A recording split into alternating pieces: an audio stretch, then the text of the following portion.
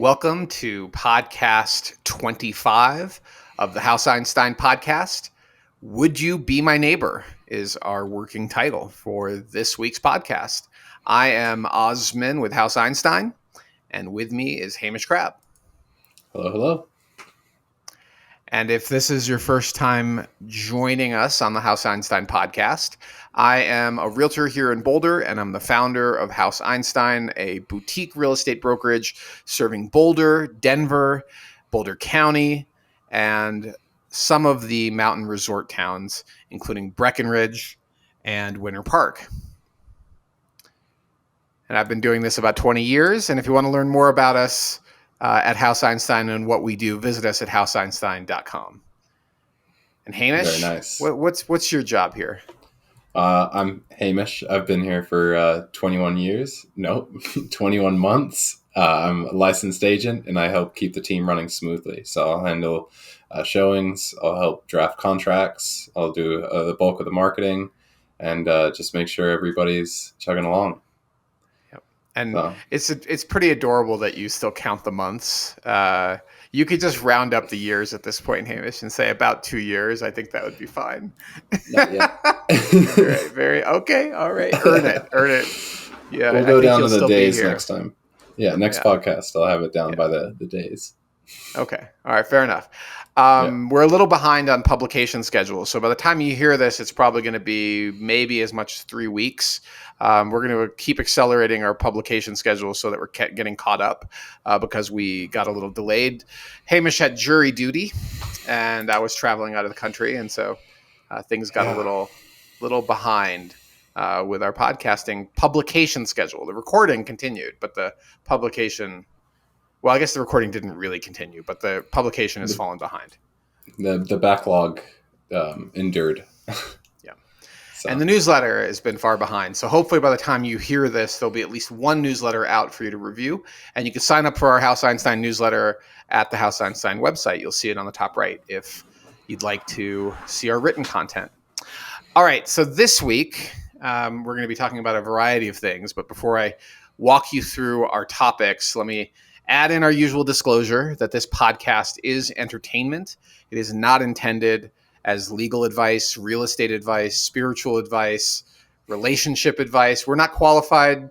You're not our client if you're just listening to this. And even though we are qualified as real estate agents and realtors here in Boulder, it doesn't mean that that's the advice we're giving you. Treat this as entertainment. And if you are a client, please pick up the phone, send me an email, send me a text message. You know how to reach me, and we'll give you real estate advice specific to your unique situation. That goes if you're also not a client, you can give us a call. Our contact info is in the About Us tab on our website as well. That's right. If you'd like to become a client, just the easiest and smartest way to reach me is to call me. Every day I get probably 20 spam messages in my text. I get tons of email, and most of that is now spam as well. Although I'm filtering for clients and doing my best to never miss a client email. But because there's so much spam that is directed at me particularly, picking up the phone and calling me and leaving a voicemail is the absolute best way to reach me. You will get voicemail because unless you're already in my contacts, my phone won't even ring. But my phone number is quite easily found at houseeinstein.com. Go ahead and call, and I'm more than happy to talk to you about your unique real estate situation. Sweet. Okay, let's talk about the topics. All right, we've done our intros here. This week, we're going to be talking about the listing of the week. This is a new feature for the House Einstein podcast. We have not done it before. It's sort of a hybrid for what we had been doing in our newsletter. And I think it's important to discuss listings. We can't talk about active listings in a way that is critical or even not critical of active listings. Real estate agents are prohibited from doing that, especially if they're realtors. It's an ethics rule, but we can talk about closed listings. Deals that are no longer active, we can talk about those in detail and we can release that information publicly. Discussion of active listings historically has only been in the newsletter, and that is with people who have provided their information in the context of either already being a client or prospective clients that would like to hear our thoughts about active listings. But this is a new feature, listing of the week. And we'll also be talking about the most recent election that just occurred in the city of Boulder, and some of the topics, some of the proposals and candidates. They're a little bit of city politics. It's a dangerous topic for us to talk about, but we're going to talk about it anyway. And we're going to be talking about demographics and neighborhoods. That's where the topic of this week's podcast comes from. Would you be my neighbor? And some of our experiences in working with buyers and sellers around demographics and neighborhoods. And then we're going to talk a little bit about the North Boulder Library. Construction is nearing the end. It's now enclosed, and I suspect it'll still be at least 6 months before it's open, but we're almost there. And the impact on the North Boulder community, Uptown Broadway, the holiday neighborhood, all of that we'll discuss in that topic. And then if we have time, and I'm not sure we will because we're going to try to keep this to an hour. If we have time, we're going to talk about historic remodels, four squares, the cost of remodeling and reconstruction in the city of Boulder, the timeline that is required to undertake, or at least set your expectations for a timeline if that's a project that interests you. So we'll be talking about that if we have time. If not, we're going to save it for next week because we respect you as a listener and we want our podcast to be about an hour. That's right. And a little thank you to everybody who continues to listen. The last two podcasts have gotten a decent amount of, I'd call it traction, just in the first few days of posting, which is really neat to see. It is neat to see. And I love the personal feedback I've gotten from past clients. I've heard from multiple new clients this year that's how they found us, was the podcast. And I never thought podcasting was a thing. I mean, obviously there's massive platforms for people with successful podcasts, but who knew that a podcast that's mostly about real estate matters in Colorado and Denver and Boulder and in the mountain towns, why that would get such traction. But I guess we're also we're also talking about real estate on the national level. One thing I've said this before and I'll say it again. A lot of what we talk about relates to real estate as it's practiced in the state of Colorado, and real estate's regulated on the state level. So if you're in Texas or New York or Massachusetts or any other state, what we say may or may not apply. So keep that in mind. Yeah. Well, November 7th was election day, and not just for Boulder, too, for the whole state. And I threw in my ballot. I think I did it on the 28th or so of October. I was early with it. And at least in Westminster, none of the people I voted for made it. That really makes me wonder how you're voting, Hamish. We've never talked about politics before. With that said, it doesn't matter what your politics are. I welcome you on the team, and you certainly don't feel like you have to share your politics, but I'll share mine. Because go ahead. Also, local government's far less partisan and a lot more. It's local. It's on the ground, so it's different. So it's an interesting thing. Go ahead, Alice. Yeah. Okay. Yeah. For sure. So politically, if you think about what constitutes a spectrum from left to right and where center is, when it comes to fiscal matters, I'm probably slightly right of center. And when it comes to social matters, I'm probably left of center to some degree. And that's roughly where I stand on most matters. We are more than happy to serve clients of all religions, all colors, all gender orientations, and thrilled that you've chosen us as a client, and we'll do our best for you. Even if we don't agree with your politics, by the way, we will do our best for you, because that's how we roll at House Einstein. We are very inclusive and welcome diversity. Mm. So I've spoken a little bit about Westminster's election. I think probably, if we're relating back to Colorado's most recent election, the largest not fanfare, but the most attention has gone towards Proposition HH. Proposition 2 as well was in the ballot, though, scrolling on Twitter, now X, all I see is Proposition HH. Oz, do you have a simplified summary of it, if that's possible? Because most news places have a difficulty even explaining it. Well, not only difficulty explaining it, but continue to reiterate this political position that is just garbage. I don't know what else to say. It's complete garbage, and it's insulting to intelligent voters that can read through the smoke screen of the actual impact of this proposition. So I don't need to go into a lot of detail on it, but that's what I found really offensive about it. Like if they want more tax revenue to stay at the state, they should simply just stay that. Tabor and the Gallagher Amendment to Tabor were very popular. Tabor was a very popular measure. The Gallagher Amendment was controversial, and we continue to see what I think of as disrespectful legislation that comes from the state that they want us to vote on that are end runs around Tabor, the Taxpayer Bill of Rights. And so anytime I see that occurring, I vote against it because I feel like it's insulting to me and my intelligence as a voter. And I feel like that Colorado in general does the same. There was about $500,000 of spending by some conservative group to illuminate this issue because clearly it had been designed to be deceptive. And even now the newspapers are spinning it like, oh, Coloradans must be so dumb. They just don't want their tax money back. That's not the case at all. And it's offensive. And that's all I'm going to say about it is I'm glad to see it get shot down. And if you want us to spend money on certain things, then just say that's what you want us to spend money on and treat us with intelligence, and the voters will respond with intelligence. But stop trying to fool us into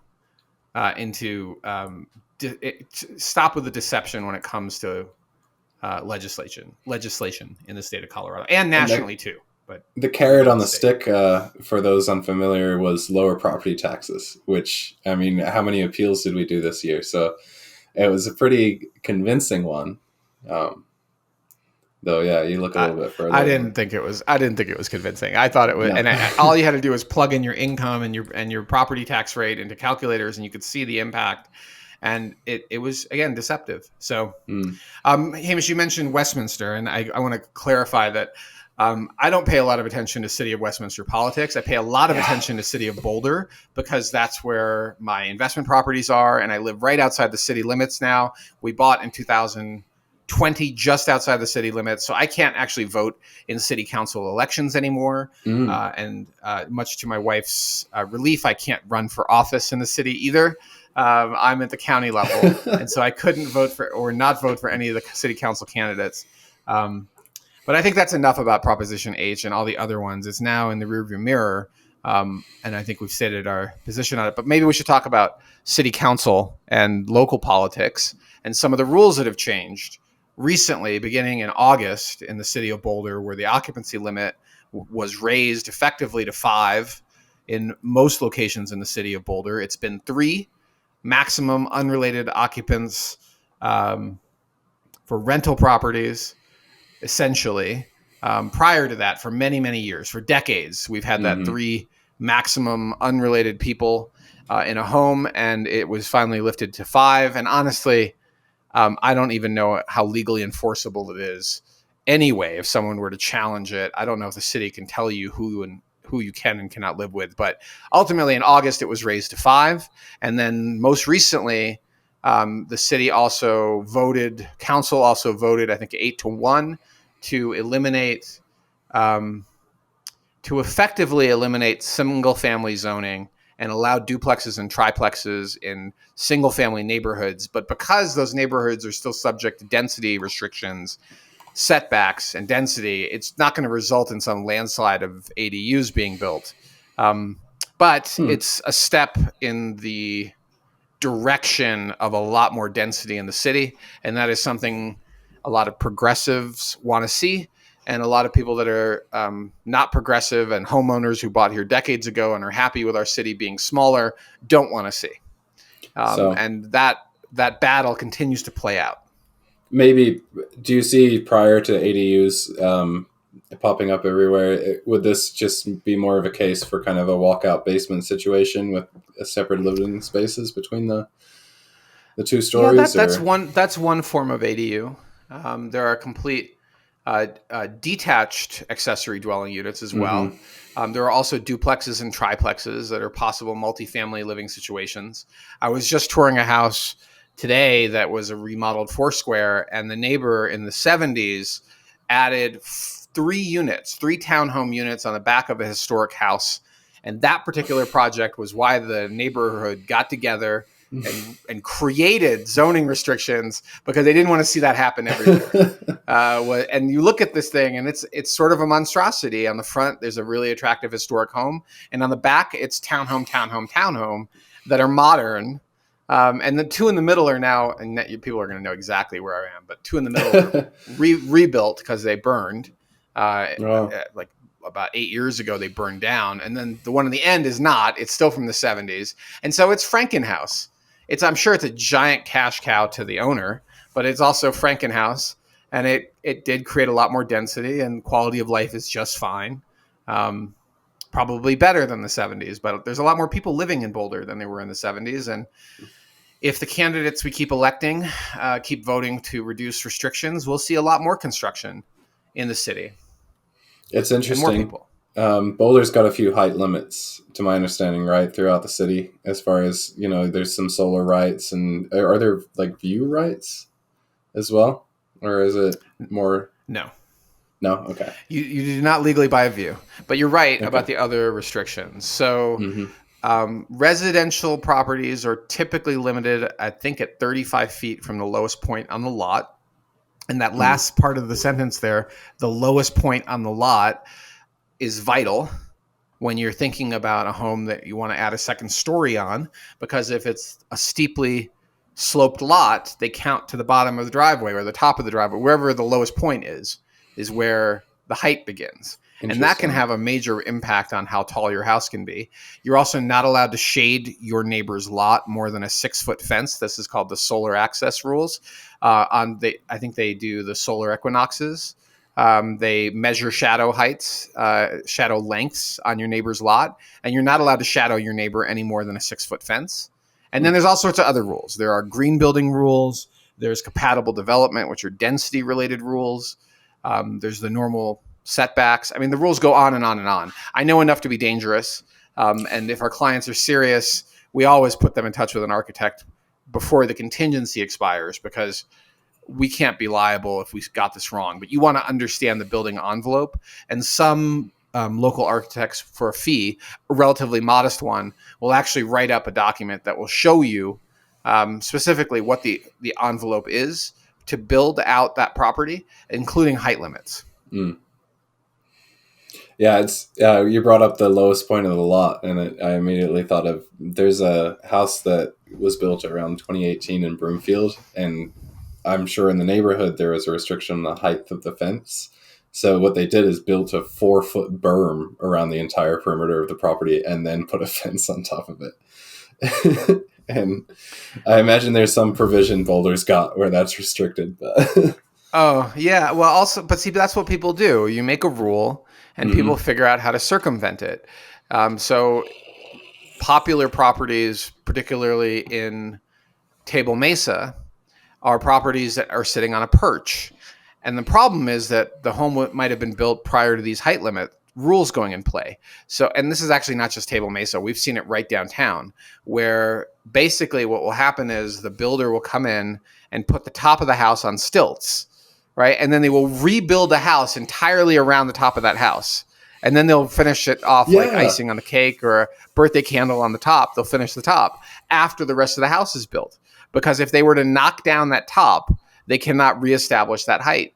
And so it results in it's crafty and it's nonsense. The city has I feel like this podcast might put me on the city staffers, red list. So I don't want to say too much. And this is the thing, right? What sort of political system do you want to live in where you're afraid to speak out against this sort of regulatory overreach and bureaucracy? And when people look at why is housing so expensive to build in Boulder? Well, this is one of the reasons, because they make it hard. They make it very hard. And they being the rules and the people that enforce those rules. And they're humans. I'm not saying anything against them personally. I'm just saying that building in the city of Boulder is way harder than it should be. And it's now going to move in the direction of more density. And that's been writing on the wall for at least the last 10 years. 55th and Arapahoe is going to be the next locus of massive development. But I've heard of other projects. I just heard yesterday of the redevelopment of the Waldorf School. And what I heard was 17 attached townhomes and 20 single family houses. And so basically Waldorf is selling a portion of their land to a developer. They're going to use that money to improve the school, maybe build a new school. I'm not entirely sure what they're doing. I had no idea the lot was that big. This is west of Broadway, north of downtown. It's just south of Wonderland. It's really adjacent. It's actually just slightly north of Wonderland Lake. It's just south of Lucky's on the left side or the west side of Broadway. There's the Waldorf School. And it's going to look radically different. I just learned about this yesterday. A lot more density is going in. But really, the nexus of development is not going to be west of Broadway. It's going to be, I guess Alpine Balsam is another massive development going in. But in the future, it's 55th and Arapahoe that is basically going to turn into Transit Village Part 2. Where they're rezoning the entire area to allow and frankly incentivize higher density development. And those are probably going to be a lot of 4-story apartment buildings. And unfortunately, most of those type buildings are pretty ugly. I hate to say it, but they're aesthetically not pleasing. And that's the stuff that's like been built at Pearl and 30th.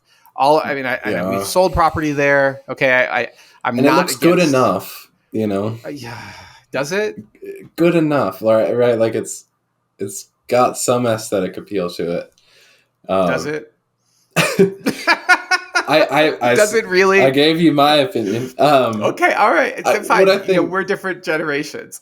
Fine. Yeah, you got to make do to an extent. But I don't know. I'm a little excited to see how things pan out because with increasing zoning and then all these interesting restrictions that Boulder has. And, like I was talking about with the berm and the fence, there's a lot of opportunities for some very creative problem solving and seeing kind of how density pans out in Boulder, considering kind of how dense it already is. I'm really curious. And then there's also, go ahead. Not this election cycle, but the previous one. I asked a number of the candidates on Twitter and in person, is Boulder You're built already out? On the radar. And well, these are candidates. They're not the staffers. And how many people would you say would make Boulder full? Like at what point is Boulder full? How many people? And most of the candidates refuse to answer this question because they don't want to be hammered in. But one of them did, and basically more than doubled the population of Boulder. They were like 200,000 at least would be a good point of discussion. And I don't remember the specific candidates, but I gave this candidate at least some kudos for answering the question. The majority of particularly the progressive candidates never want to talk about how many people is full. And they don't want Boulder to be full. And we have an affordability crisis in Boulder. And we've already dedicated 30% as a target for affordable housing in the city. And we have massive bureaucracy that supports that 30%. They're not usually purchase properties. You can't own them. You can only rent them, which is creating a perpetual underclass in Boulder. And it's problematic on so many fronts. And the construction itself, oh God, I'm going on a rant. The construction itself, they also never want to acknowledge the carbon footprint of what construction is. Construction is the most carbon intensive industry on the planet. And they're just like, whatever, we need more sustainable housing. Let's not talk about the carbon footprint. And so I'm probably going to get canceled after this podcast if anybody listens to it. Yeah. Okay. Well, what do you take home from this election? One, Bob Yates got the most votes of any candidate. And it was only because of ranked choice voting that he lost the mayorship. Aaron Brockett retained it, and Aaron and Bob are both great. I feel very positive about both of those people in our city council. And there are lots of other people in city council that care about the job. And there are other people that have been carpetbagger type candidates that get on city council. They can barely finish their first term before they're running for some other office. And they're using it as a platform for their own political careers. Right. That is not what Bob and Aaron have at least done historically. They've been dedicated to our city. And I'm really grateful for both of them. And I'm grateful for the intelligent voters of Boulder that put these two candidates at the very top in the vote count. And ironically, Bob, who's probably the most conservative of the council members, gets the most funding and the most number of absolute votes prior to ranked choice. So that tells you something about who the real voters are in Boulder and the signal to noise ratio that they're getting from people agitating for more housing. There's I saw a tweet yesterday about that, right? Where it's like Boulder's typically thought of as the progressive, very blue city, and then peel it away a little bit, and it's like, oh, okay, We spend, yeah. I mean, I haven't seen this, but I bet you if you looked at on a per capita basis, the amount of money we spend on homelessness and other social services, we've got to be off the charts. I mean, we're not quite San Francisco level, but we are definitely spending probably more than any other city. I would venture more than any other city of our size per capita on social services for the homeless. And it's actually, we're trending in the wrong direction. We're getting more homelessness. We're getting more crime issues. It's a big deal. And Yeah. and people are voting against. They're voting because they're tired of it. They're voting because they don't want to feel unsafe on the bike path. They're voting against it because they don't want their kids getting harassed by somebody suffering from mental illness on the way to school. And unfortunately, mental illness is not an issue that the city can solve by itself. It's a state and national level issue, and it's a large contributor to our the biggest issues in Boulder: housing and homelessness. And building more housing first cannot work. We cannot solve it at the city level that way. We don't have endless budget and endless land to build housing for anybody that wants to live in Boulder, and so we have lots of services, and those services also attract homeless people to live in our community. And it's 100% the case. And anybody that doesn't admit to those things is delusional or benefits directly from the industry of providing services. We need a spot. Go ahead. You want to? Yeah, I'm getting the vibe. I should stop. I'm getting too political, and I'm going to stop. This is definitely the most political I've been on our podcast. It's like we need a spicy meter for the podcast. Like a little rating. Yeah. All right. I could be in a lot of trouble with Leah for going on a rant. But at the same time, I think it's important to be honest about these issues and choose candidates that take an honest and effective attitude and approach to solving these issues with things that actually might help, and aren't just voting because they feel good. They're trying to vote from their guilty, like from a sense of feeling guilty. They actually are trying to solve these issues and are honest about what works and what doesn't work, and take the voters' concerns around safety seriously.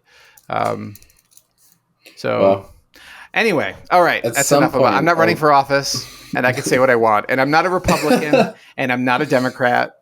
I'm not registered. I'm an independent, for the record. At some point, I'll become as involved or as aware of Westminster city politics, and maybe next year's election day podcast, I can opine on it. I'll have the same rants or something.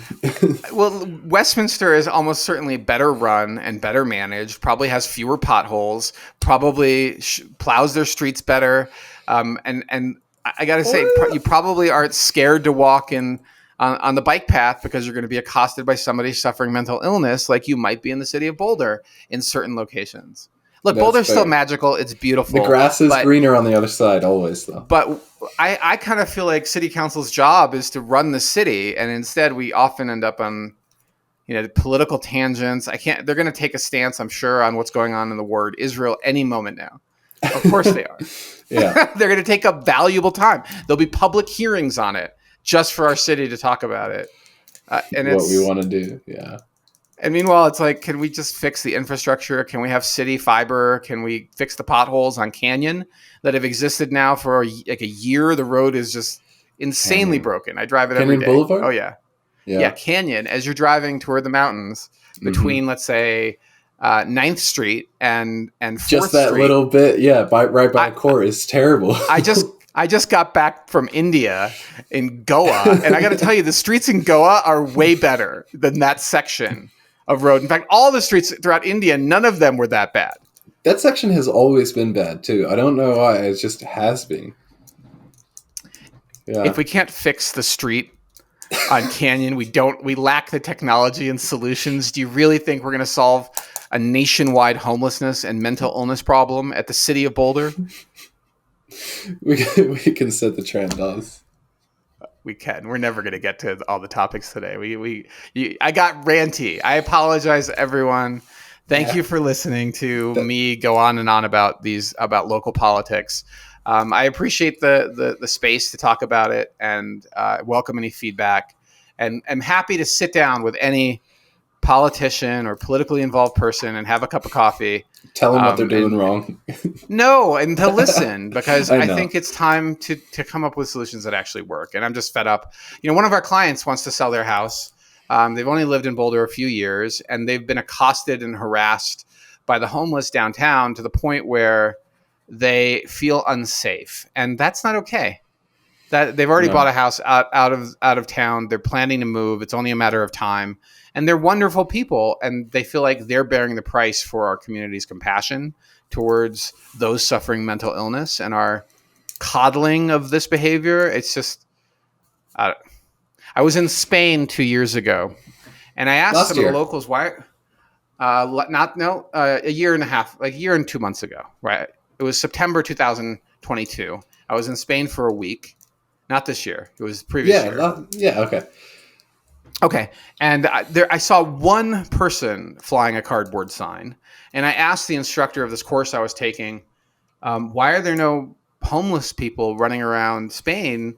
And he said, because we just don't tolerate it. If people are suffering from mental illness, and they're suffering in their housing situation, that's not an option. Our public spaces are not housing.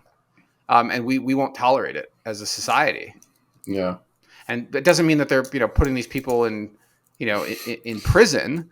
They're actually giving them the mental health they need, the mental health care, and they're Rehabilitation. providing Yeah. housing solutions not in the city center. They're working with getting these people back integrated into productive life Yeah. that contributes to our civilization. I had something else. It's now gone though. All right, let's get off this topic. We've covered some of the touchier stuff from the most recent election. I've gone on a rant about safety and homelessness, and it's time to move on to our next topic: demographics and neighborhoods. Yeah. So the inspiration for this, when we were drafting up the talking points today, we met with a client yesterday who mentioned that they moved into a neighborhood that was largely older people, and that kind of just got my brain going. I moved this year as well, and the demographic around my neighborhood, I haven't really figured it out. Though I wanted to kind of touch on the experiences of that, and then also, how do you change it? What makes a neighborhood, and what's neighborly, and all the things encompassing. Yeah. So, I mean, it's not the first time I've heard that. So you were at this meeting, and to recap, these clients are thinking about selling their house, and actually they signed a listing agreement this week.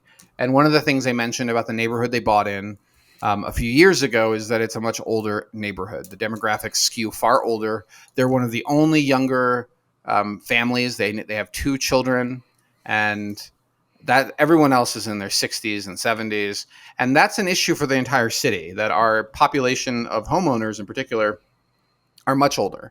And that's because of how expensive housing is. And frankly, Boulder is an amazing place to live. So this is a continued issue, housing affordability, that affects the demographics. We've seen schools close. There are schools that are consolidating this year, elementary schools, because there are not enough kids. And so the more entry-level neighborhoods have more children, and the more expensive the housing in the neighborhood, the less likely you're going to see kids running around. And there are also other factors. Sometimes, so I sold a house a number of years ago on Devil's Thumb, which is a sub-neighborhood or a subdivision in Table Mesa. It's on the upper half. And these clients put their children in public schools. And within 6 months, they mentioned to me that they felt really out of place because most of the children of their friend, most of the friends of their children, those kids were at far lower socioeconomically than my clients. And they specifically said, and I still remember this, that they felt like they were treated like the rich people on the hill, and there was a disconnect for their kids because of that. And these clients decided to put their kids in private school because they didn't like feeling like the rich. Well, they said it was because they had special needs to address for these children, and maybe that was the real case. But I think a contributing factor was also that they felt like they're out of place in their kids' social circles. So right. 100%. It's a real issue. It's not one talked about frequently. And I got to add something before we go any further. And that's a little disclaimer here about fair housing. So housing in the United States has a long history of racism and prejudice, including the city of Boulder, which I was surprised by until I heard a talk by Ruth Flowers, who gave a talk at the high school. It's recorded. You can find it at the Carnegie Library. Maybe we can put it in the show notes, Hamish, where she talked about being a person of color and struggling in the 1950s, how people of color couldn't find trade jobs in Boulder. You had to go to Denver for that. When Martin Acres was being built, you couldn't get a trade job as a person of color. You were only allowed to have menial jobs. And the Goss Grove neighborhood was a redlined neighborhood. It was one of the few places people of color could live or were allowed to purchase or rent homes. And so that was very real, and racism was very real in the city of Boulder. But as somebody who works in the real estate space, I follow fair housing to the T. We don't discriminate against anybody, and we are particularly aware of protected classes. Now, with that said, I have been asked questions that are dangerous by potential buyers. So let me add one more piece before we go any further. Obviously, I'm not a white human. My skin color is brown, and I grew up in upstate New York, which was probably less diverse than Boulder itself. And I have experienced far less racism here in Colorado than I remember experiencing growing up in upstate New York. But with that said, just the other day, Leah and I were walking in Longmont, and somebody on the street yelled out the N-word at me. Seriously? As they drove by. I haven't shared this story with you. They were in a car. It was a male voice. Well, it was a deeper male sounding voice. And as this car in a pickup truck drove by, he yelled the N-word at me as I was crossing the crosswalk parallel to Main Street in Longmont. Leah was there. She looked completely shocked. Yeah, what?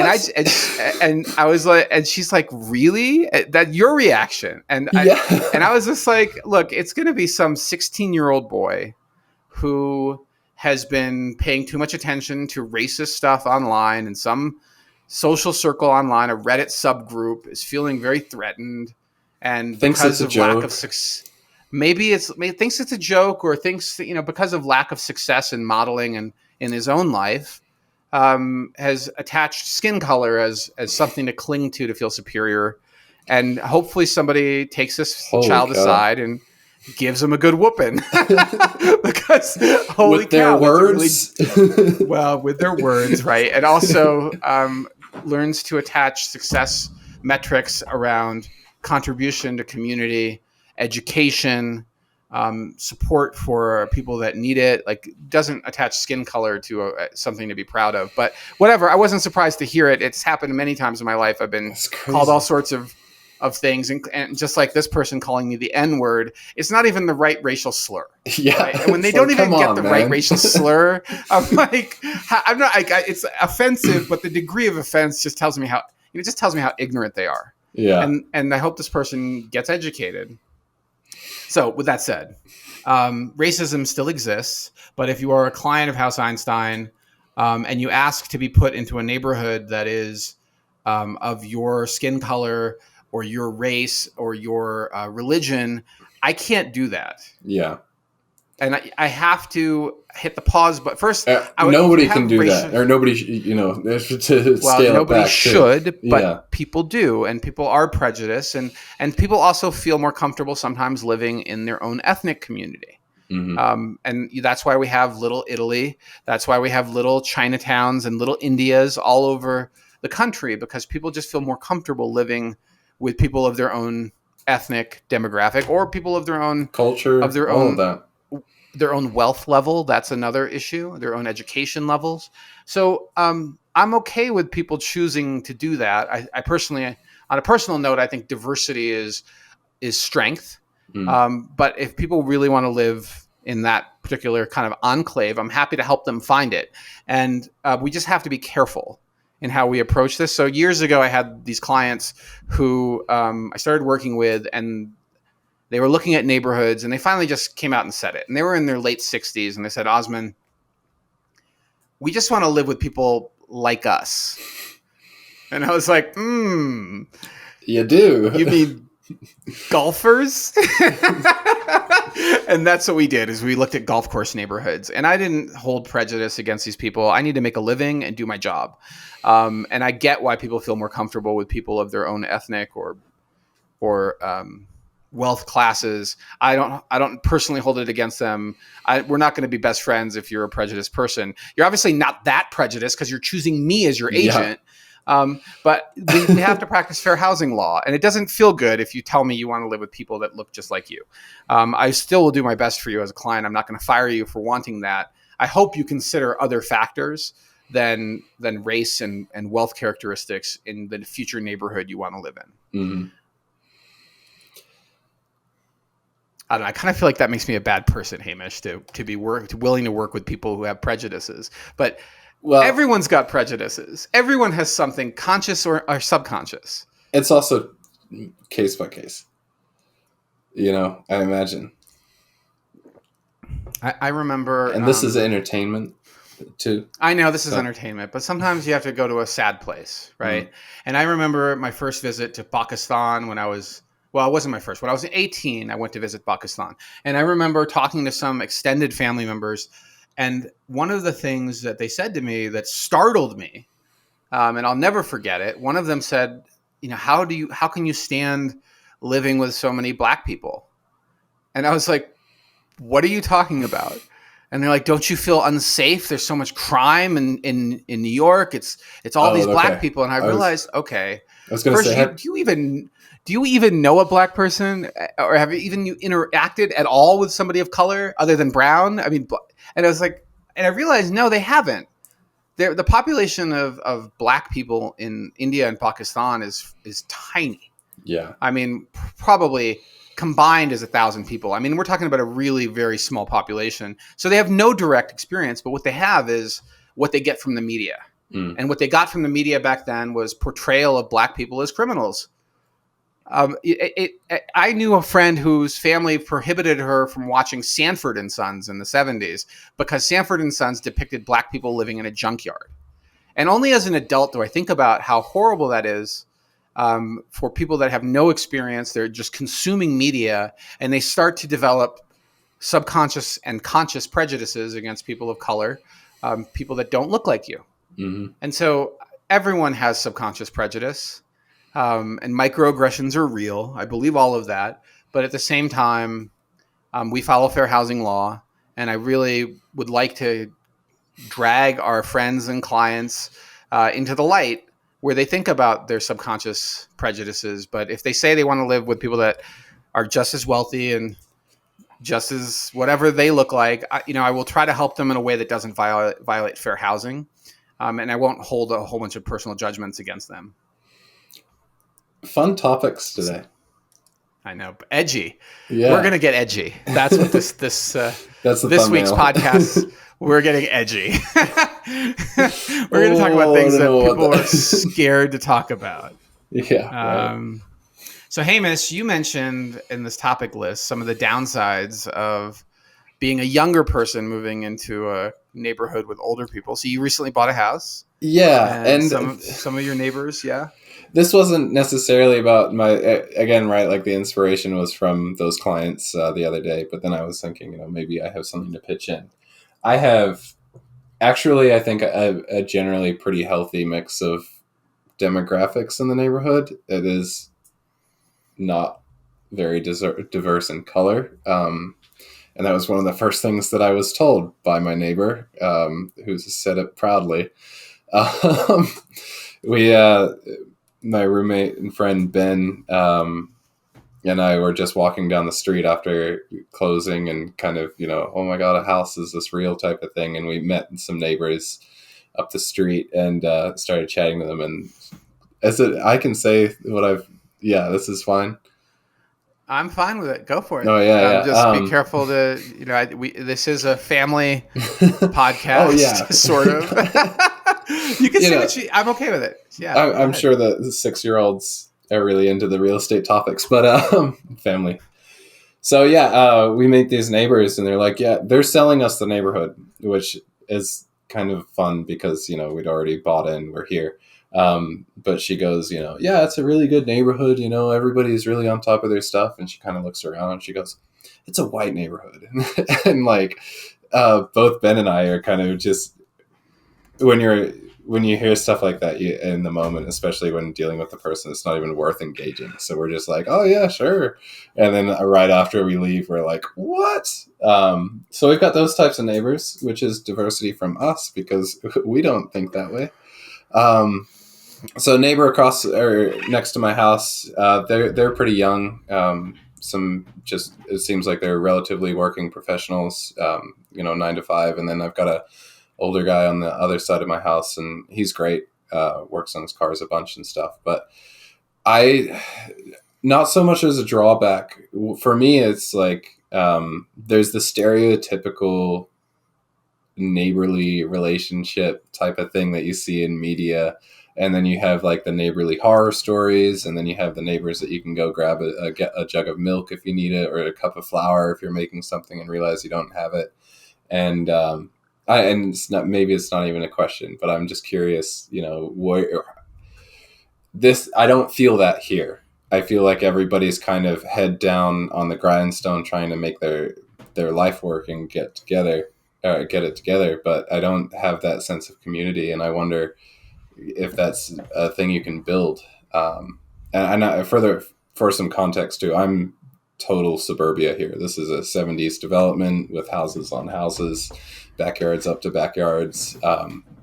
It's not like Osman up in the mountains. So, yeah. Wow. I mean, I think it's similar to Martin Acres. Yeah. Your neighborhood, right? Yeah, I think that's almost a direct comparison. Yeah. Yeah. How people surprise you, and over time, you make friends, and a lot of the superficial differences fall away.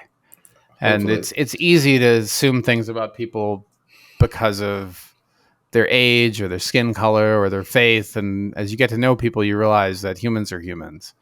And I honestly do believe in diversity as strength, even when it's not the conventional diversity of that maybe most people think of. And so, for example, when I first moved to Martin Acres, I knocked on the door of this house because I was in the market for a motorcycle. And this is 2005. And there was a KLR, which is a dual sport motorcycle, that has just been sitting in front of this house, in front of the driveway for what appeared to be weeks, months. And one day I just knocked on the door and I asked the person who answered, would you ever consider, hi, my name's Osman. I'm not selling newspaper subscriptions or anything else. I live down the street. I'm your neighbor. Yeah. I live down the street. And I noticed you got this motorcycle out front. I thought maybe, you don't really ride it. Maybe you would be interested in selling it. Of course, I was looking for a deal. And he just looked at me and he's like, no, I'm not selling it. Goodbye. And shut the door.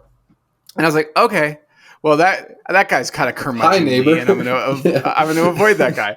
And it turned out the complete opposite, right? So maybe later that year, I met up with him again at a motorcycle event, a dual sport event. I ended up riding with him. I bought a motorcycle. I was very much a novice. He had been riding for many years, and he sort of took me under his wing. And we've now been friends with Ned for coming up on 20 years. Yeah, we've known each other for 18 years. Wait a minute. Hold on. Let me do the math really quick. For, I guess, a little bit of context, Ned is a great friend of Osman's. Yeah, Ned is one of our closest friends. Yeah. And despite the initial curmudgeonly interaction, we ended up being very close friends. And we went to Burning Man with him. I've gone to Burning Man with him. He's come along with Leah and I on family vacations to visit my parents. He's really one of our closest friends, and to the point where he's getting a little up there, and we've had conversations about what happens when he might need some assistance in life because his sons don't live anywhere nearby, and we're like, well, there's no doubt what we would do, whatever we need to do to have him live with us or take care of him, we'll do. He's the family we choose. And sometimes the family you choose is even closer than the family you're born into. So he is 100% part of our family now, and very diverse, different background, different all sorts of things. And he's older than my parents. That's but great. he's one of our he's probably our closest friend in Boulder.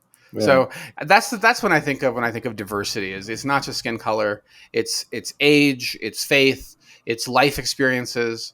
And when you have that on your business team, you make better business decisions because these people will share experiences that are not.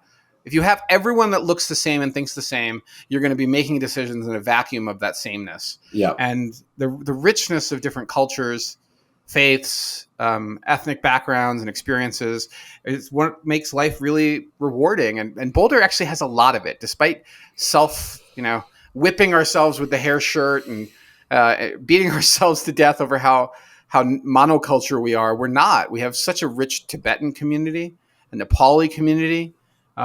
We have tons of Indians that live in Boulder, I think, and I've gotten to know more and more of them since I started a social club for people that are of Desi background. It's actually a fantastic place to live, and we do have a lot of diversity, but it's not always obvious, especially in the Latino community, because the light-skinned Latino community often passes as white, and you don't realize how different they can be. And we have quite a few international people here, and CU brings huge numbers of international students to our community. I'm very grateful for the diversity we have here. Yeah, Boulder in general feels more neighborly, I would say, to most of the other places that I've lived. I lived in suburban Broomfield for a little while with my grandparents, and they knew the neighbors on their cul-de-sac, but they didn't know them. They knew their names, and that's about it. So there's also that side of things where I'm thinking about what it means to be a neighbor, and that's that stuff. And my example, my model, right, has been know they exist, and that's as much as I know. But you can't deny the convenience. Imagine if my best friend is next door. I mean, how cool is that, right? So it takes some personal action too. I always wonder, if we're all hanging out on the back patio and then another neighbor comes out on the back patio. That seems like a pretty organic way to start a neighborly friendship or something. Yeah. What's that sitcom we did where they're chatting over the 6-foot fence?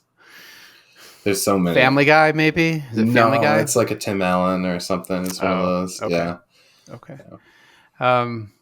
Yeah. I mean, when the pandemic just started, we were still living in Martin Acres, and it was the community really came together. We had music events in the neighborhood, which were socially distanced music events.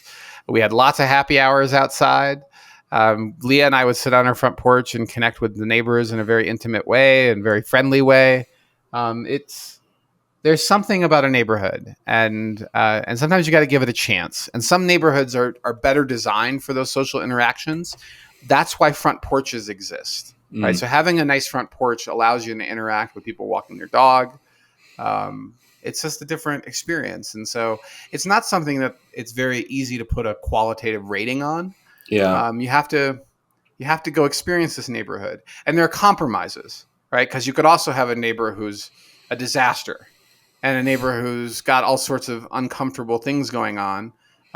So living in the mountains is a different sort of community. We're 20 minutes outside of town now, and we have our neighbors are coming over for dinner tonight in about 2 hours, and we look forward to seeing them and connecting with them. And they literally are right across the which is road. Atypical too, right? For most mountain homes, I don't know if that's true. I think people are neighborly. It just takes. Oh, not the neighborly, but just the proximity. Oh, yeah, but so their house is not even visible from any window in our house. They just happen, the way the homes were designed was intended to keep privacy. Mm-hmm. But you can have homes that are this close together in all sorts of scenarios in the mountains. It all just depends.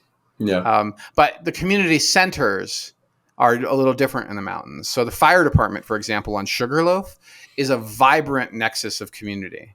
And people come together for fundraising efforts, craft sales. It's a big deal, and volunteering too. And also there's a huge party that's thrown every year on Sugarloaf and the fire department. Jamestown has the same thing going on with their 4th of July party. It's really cool.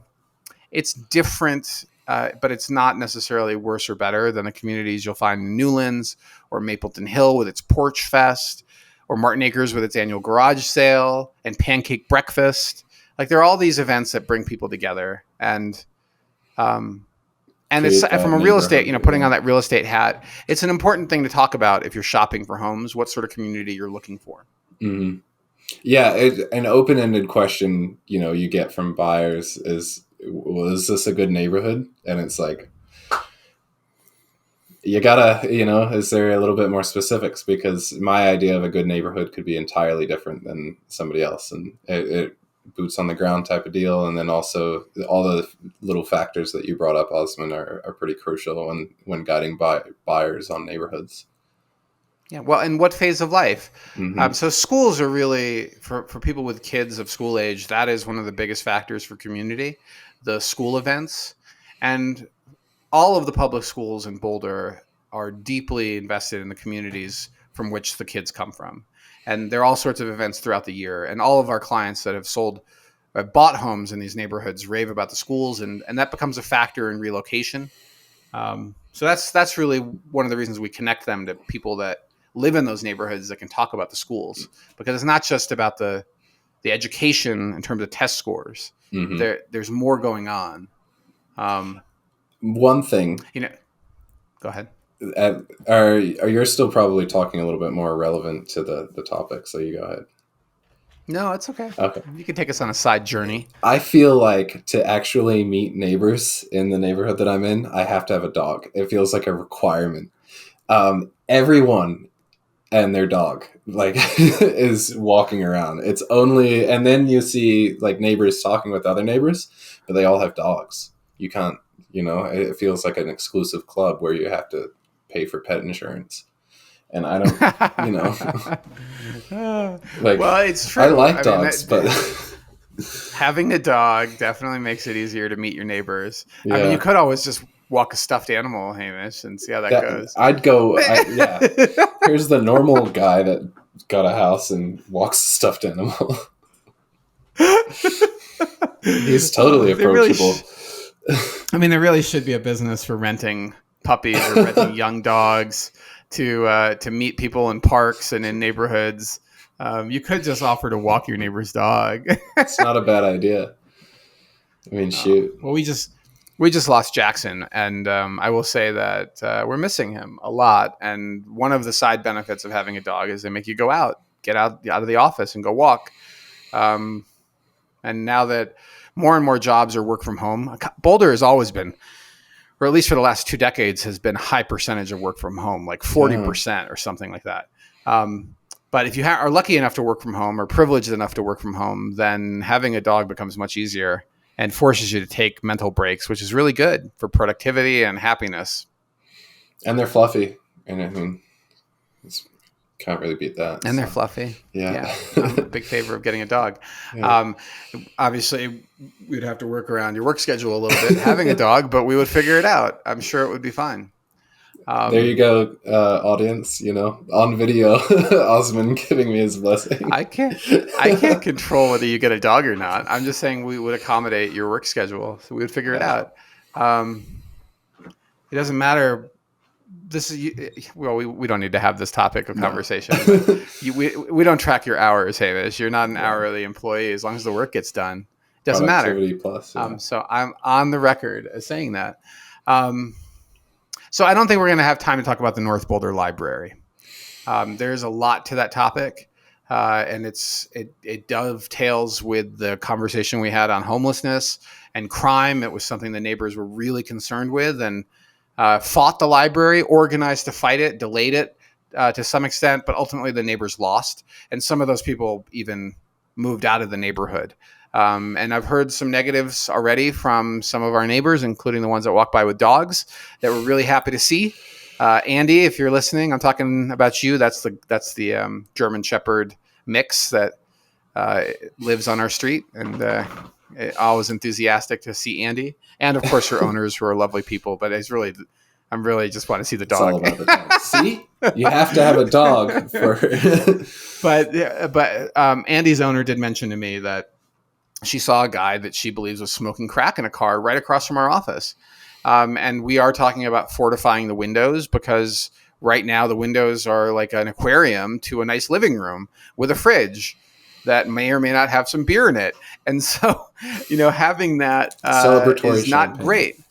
Yeah, we have celebratory closing gift champagne bottles in that fridge. And so, I think we have to do some stuff to fortify our office now, and hopefully not lose its open, inviting nature to the street. But we won't talk about that. I think we can leave that topic alone. We've talked about homelessness. We've talked about crime. I'm excited that the library is going to be opening, hopefully sometime soon. I'm cautiously optimistic that it won't become a magnet. And that the services it offer will add a lot of quality and vibrancy to our community in Uptown, where our office is. And let's just leave it at that. Unless, do you have anything else to add on that topic? When I was in middle school, I was here for half a semester before I moved back to New Zealand and then ultimately back here. And we were part of a group in science class that went to the Boulder Public Library to do research. And it was very cool. Yeah. So I love libraries. Just for the record, yeah. I used to bicycle in elementary school to the library. I spent so much time in the public library. I've even looked at it on Google Maps to see if that library is still there. I remember getting access to the adult section and able to take out adult books when I was like in 6th grade. That was really cool. It's just, I don't know. Libraries changed my life. And when I first moved to Boulder, I spent a lot of time in the library. The internet access was fine. I used the terminals. I read the periodicals. They do have go ahead. The cafe that crosses the creek has been fantastic. Look, I'm a huge proponent of libraries, but libraries shouldn't be service providers for the homelessness community. Mm-hmm. And that's a problem, because especially if they're suffering mental illness or they're smoking meth in the bathrooms, it's creating an unsafe space for everyone else. And that problem has got to be fixed. And that's why people are fought the library. And I'm hopeful. I'm cautiously optimistic that it won't turn into a magnet for those problems, and that it becomes attended by children and school groups and adds a lot of value to our community. I agree. Libraries just have a magic to them, especially growing up. So, hoping for net positive here. We'll see. Yeah. At this point, we're all on this. We're on this. Well, to some extent, it killed our view. We knew that was coming, but it's a library, and there's no getting off this roller coaster. We're on this ride, and we're gonna find out. Yeah. We'll see. So we'll see. What's do we have any kind of exciting, fun topic to cap this? Some sort of good news or a joke? Well, I think by the time you listen to this, it'll be Thanksgiving. Because of our podcast publication schedule, even at 2 per week, that we're going to try to push out. We're so far behind that these podcasts are delayed. So I hope if you're listening to this over Thanksgiving, you have an opportunity to be with friends and family and those you love. I hope you get a nice Thanksgiving meal wherever you are, whether you are housed or not. I hope that people take care of you and express kindness and compassion and have great conversations. Don't ask me about politics if you're at my dinner table. We're going to be in New York, and inevitably my sister is going to want to talk about politics. So we probably will, but we mostly agree on things. Yeah. How about you, Hamish? Do you have Thanksgiving plans? Just for Thanksgiving Day, family up in Broomfield, and we usually do the Thanksgiving thing as a expat. Yeah, immigrant. Nah, I don't know. Thanksgiving's kind of a new cultural thing for me, even though I've been here for X amount of years. It's still a little different, but it's nice being gathered around the table with family. So looking forward to that. I mean, it's my favorite holiday, personally. It's the only one that doesn't involve spending a lot of money on things. My second favorite is Halloween, but Thanksgiving is definitely my favorite. It's about bringing friends and family, and sometimes even complete strangers into your home, and connecting with them as humans. And it's just a beautiful thing. So I hope that you have that experience. Oh yeah. As a recent, you immigrated here as a child. No, so I don't so know long ago. Yeah, no, I know. But okay, fair enough. You're an immigrant. I mean, true. It's just New Zealand does not celebrate does not celebrate or Thanksgiving. Halloween. We had neighbors that lived the house above us in New Zealand, and very few people celebrate Halloween there. So when the trick-or-treaters that did celebrate came by, they would just escort them with squirt guns and terrorize them a little bit.